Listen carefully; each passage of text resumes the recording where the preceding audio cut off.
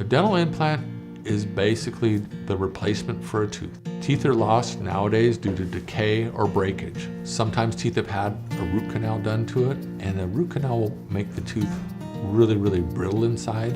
And so sometimes the teeth will break even though they've had a crown on it, or sometimes people don't get a crown on it and they'll lose a tooth. Nowadays, we can place a dental implant right up underneath the gum line, and then we can put a crown right on top of it. And then the great thing about a dental implant is there's no tooth involved. It's titanium. Titanium does not decay. So once the implant is in there, the worst thing that could happen is the crown could fracture.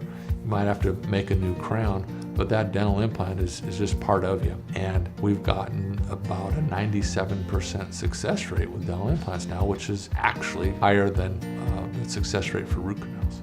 We do some really neat things with people that don't have teeth at all. We do a full upper and lower arch. We have a material called zirconium. It's like cubic zirconium. It is as strong as diamond. And people are amazed at what they can eat and chew again. And it's a neat service we're able to offer.